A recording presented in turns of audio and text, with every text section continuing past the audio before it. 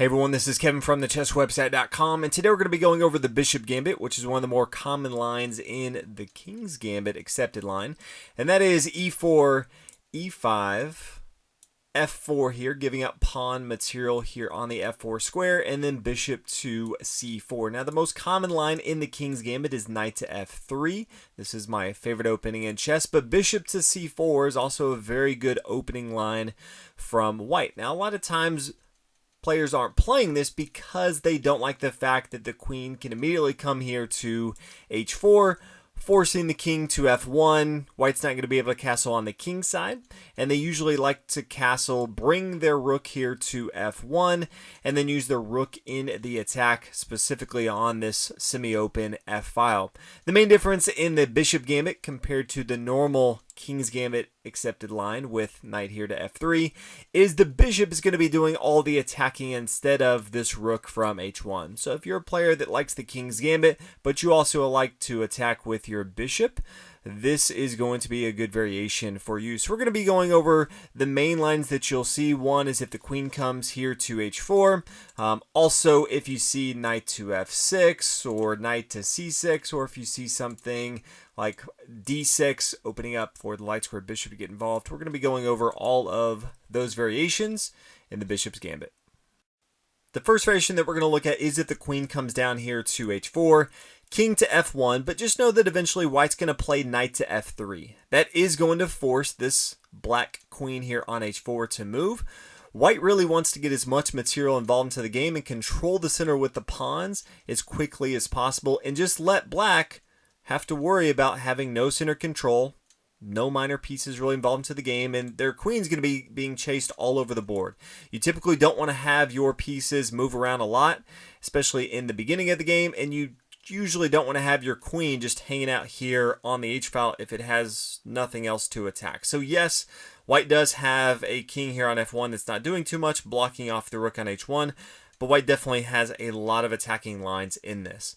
Now, depending on what black does, you're typically not going to see d5 because usually the queen is back here on d8 protecting that, because now you can just snag that with your bishop right here. But you could see d6 opening up for the light square bishop to get involved into the game. But as we talked about, knight to f3, forcing the queen back. Queen really has three options. It could come to h5, come here to h6. Can't come to g5, it would get captured by the knight here. Or it could come back to f6. e7 doesn't make a lot of sense, blocking off the dark square bishop and then coming back to d8. Why even bring the queen out if you're going to just bring it back to d8? So you could come up, or you could see h6 here. In this case, you're going to play d4. Again, controlling the center of the board, opening up for more material to get involved into the game. Bishop takes on f4 at some points, protected by the queen right now. But you will be able to get this material back. White typically does not stay down in material very long. Knight to c3. Really trying to control the center of the board. Now, once you play this d4, let's say they play c6. Okay, c3 here makes a lot of sense. If they play knight to f6, at this point, because d4 is here, we can start to push forward with e5.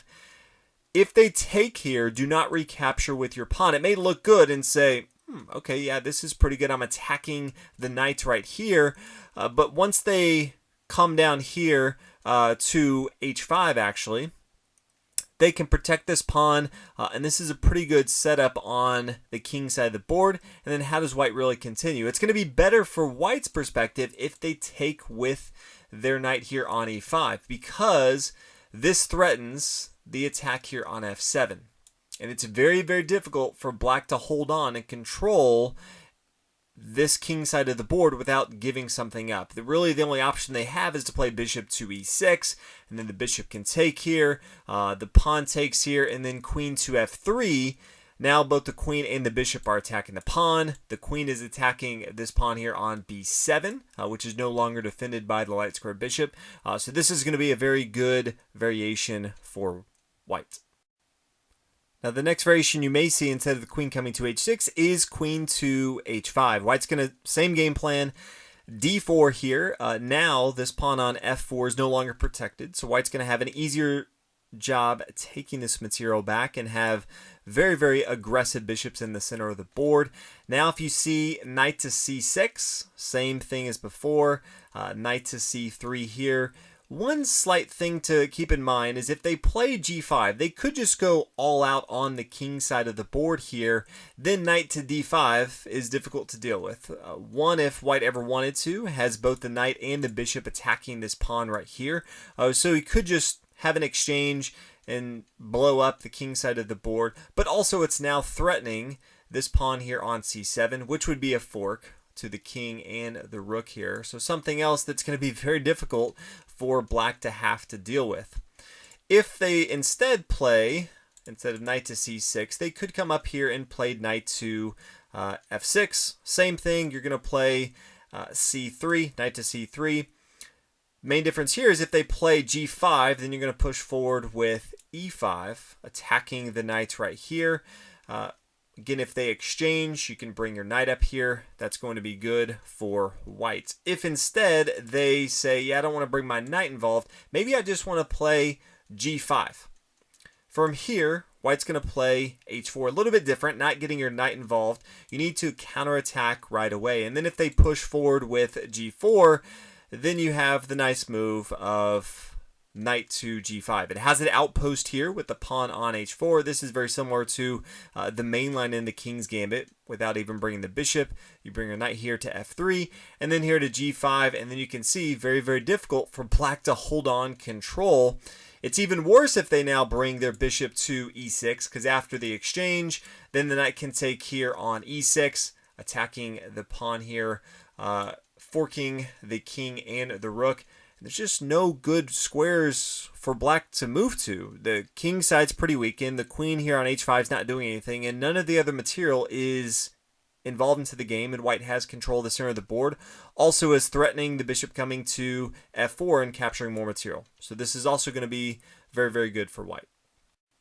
The last place you may see the queen come to is f6. It does keep it very active, but white's still going to play d4. It's protected by the knight and the queen right here. But this queen is awkwardly placed. It blocks the knight coming here to f6, and it's not really threatening anything from white. Now from here, if knight to c6, same thing from white, knight to c3 right here. If instead maybe they play bishop down to g4, pinning down the knight right here, that's fine. I would still continue with knight to c3. This is not a big threat that black has right here. And then eventually, depending on where black goes, white also has some variations where if the queen's not here, you could play bishop takes on f7, check, and then the knight can come up here to g5 after the king takes here on f7. Again, can't do that right now with the queen on f6, but there are some options that white has later on in the board state. If they decide instead to play bishop to e6, go ahead and take right here. Once the pawn takes, then you could play queen to d2. This now puts both the queen and the bishop attacking this pawn here on f4. So that's what happens if they play the queen down to h4 early on. Check the king. Again, you can see from all those variations, yes, the rook never got involved into the game like typically in the main line, the King's Gambit accepted. But the king was completely safe, and white had a lot of variations where they were attacking, especially with that light square bishop. I do want to go over one variation that you will see beyond that d6, because I have seen it played quite a few times as I was testing this out, and that is the knight coming to f6. Now I call this out specifically because it could be tempting after you see knight to f6 to just push forward with e5.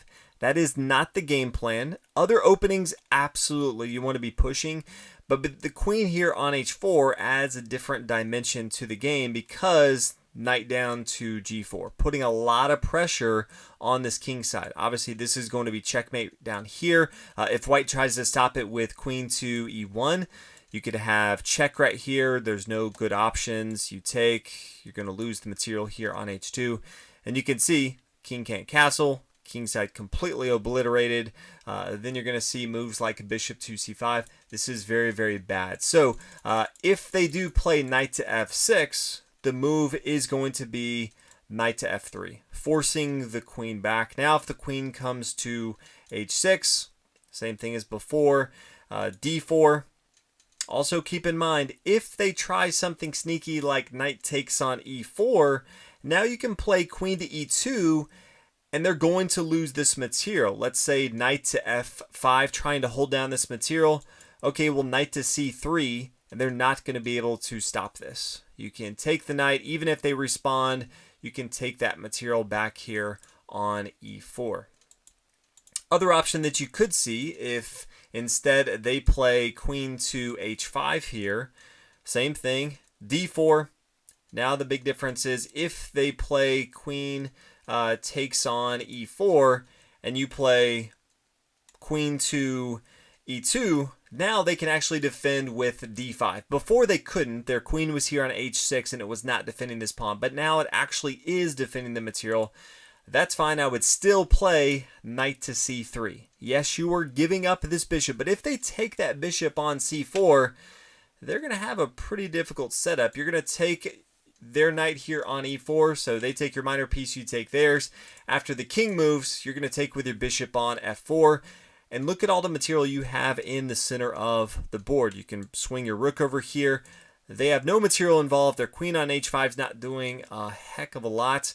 And you have a very, very strong attack. Now, if we come back to the very beginning of the bishop's gambit, you could see knight to F6 early on instead of the queen coming out here. And I just mentioned that, yes, you typically don't want to be playing pawn up here to E5. And I would again recommend you don't play E5. I just think there's better moves that you can do in this opening. You really want to get more material involved into the game. So I would still continue with the game plan of knight to C3. Now, if they play something like D6, because this is extremely common, especially in the King's Gambit, to open up the door for the light square bishop, but also recognizing they may not have control of the center. So D6 makes a lot of sense. D4. If they play something like bishop to E7, getting rid of the castle on the king's side, this pawn here on F4 is unprotected. You can take it. You can see how different that is than if the queen is over here. It's protecting the pawn, but none of these pieces are actually defending that material. You can just take back and you have a good game. You can still castle your king on the king side since they never brought their queen down to attack that. If instead they play bishop down to G4, okay, that's fine. Knight to F3, getting ready to castle on the king side. You don't even care if they take. You can recapture with your queen, then take the pawn here on F4. You have that option as well. If instead they get their knight involved, so knight to C6, sure, go ahead and take with your bishop here on F4. Now, instead of D6, the main difference here is they can actually play D5 because the queen is still protecting this, whereas before the queen was here on H4, it was not controlling the center of the board. But if they do see this, I would go ahead and take with your knight. I don't like to lose my bishop. You can absolutely take with your bishop, but I like to keep my bishop open to attack this weakened square here on F7 later on into the game. If they go ahead and take right here, at this point, now you can go ahead and take with your bishop if you want to, since they don't have immediate threats that are attacking this right here. If we come back, let's say they decide to try something crazy, knight takes on E4, well, now you can play queen to E2, and it's going to be very difficult to hold on to this knight. Now, if they play F5, you can just play D3. You're going to be taking this material right here. They can't move this knight because it's pinned down to the queen right here. They're going to lose their knight. So if they can't do that, they're pretty much going to have to take the knight here on D5. Now, instead of D5, you could see the move C6. And this sets up for black pushing forward with D5. They're trying to control the center of the board, but that's our game. That's what we're trying to do. So we're just going to push forward. Say, yeah, you could try that, but we're going to play a D4 right here. Now, if they play D5, because that's what they're setting up for, in that case, I would just go ahead and take the material. If they recapture, I would play bishop to B5 right here, check. After they play knight to C6, boom, take material here with your bishop on F4. You have a very aggressive board set. You can get your queen involved into the game. You can castle on the queen side. You can still play knight to F3, castle on the king side. So don't let them play that C6 nonsense and try to control the center. White can still control the center even if they do that. Instead of bringing their knight to f6, they could bring their knight to c6. White, same game plan, d4. What I like about the Bishop's Gambit, like some other openings, it's consistent. You don't have to memorize too many things. It's the concept of how White's trying to approach the game, trying to get all of their knights coming here to f3 or c3, then get your bishop here to f4, play d4, control the center of the board, and always be looking to attack squares like f7. Same game plan, doesn't matter where they really go to. So knight to c6, you're going to come up here to d4. If they want to now bring their queen down to h4, that's fine, check. We've been through this before. The king comes to f1. This is a similar setup as before. You can just see if they come here first, you're going to play this, and then they play knight to c6, d4. This is completely fine. Now if they play knight to f6, you already guessed it, we're going to play knight to f3 here, forcing the queen back. Maybe queen to h6, knight to c7. Very similar moves as we've seen before. If the queen doesn't come up, maybe they want to play the two knights game and get knight to f6 here.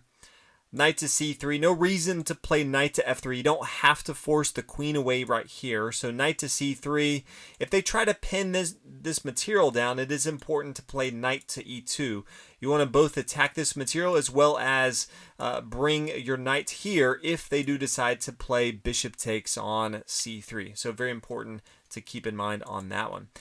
Now, at the very beginning, they don't have to play their knights to c6 either, but there's not a lot of other options that I think are viable for black. If you see something like d6 early on, it doesn't really get any minor pieces involved into the game. I don't really like this too much from black, but you could see it. Knight to f3 here, just stopping the queen from ever coming down here, because this sets it up for me at least to castle on the king side on the next move if you want to. If they now try to pin down material, you could just play d4, controlling the center of the board. Same thing as if they play something like knight to c6. You could play d4, controlling. That's fine as well. But that is the Bishop's Gambit from the King's Gambit accepted line. So if you do like to play the King's Gambit, hopefully you do, since it's my favorite opening in chess, and you play a lot of the knight to f3, go ahead and try out the Bishop's Gambit. Let me know what you guys think. I've had a lot of fun playing it myself. But until next time, thank you guys for watching. I'll see you in the next video.